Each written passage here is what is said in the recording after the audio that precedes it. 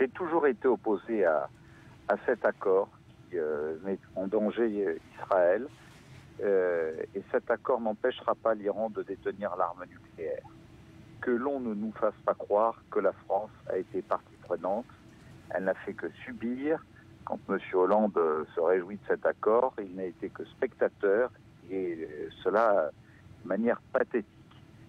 Lorsque je vois que M. Laurent Fabius annonce ce matin qu'il se rendra en Iran dans les prochains jours afin d'essayer de sauver la face, la France n'a même pas tenté d'opposer quelque résistance que ce soit à cet accord, et je déplore cette attitude du gouvernement français.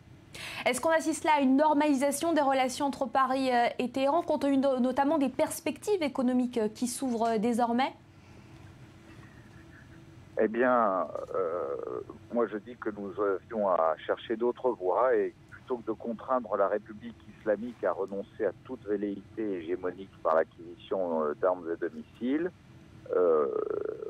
on a laissé Obama chercher coûte que coûte à arracher un accord historique qui pourrait pourtant bouleverser une région déjà en plein chaos. Alors la communauté internationale mise sur une démocratisation du régime iranien.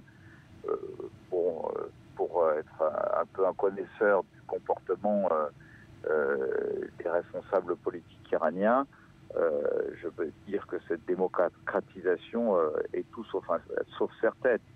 Et je crains que l'allègement des sanctions permette à l'Iran de disposer de dizaines de milliards de dollars de fonds et d'exporter du pétrole au cours des prochaines années.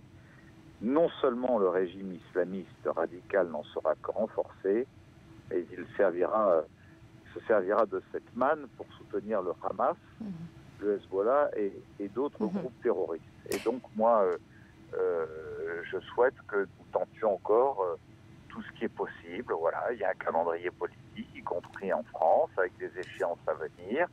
Et dans ces échéances, j'entends faire partie de ceux qui pèseront pour que on n'aille pas jusqu'au bout de cet accord à n'importe quel prix pour de soi-disant intérêts économiques.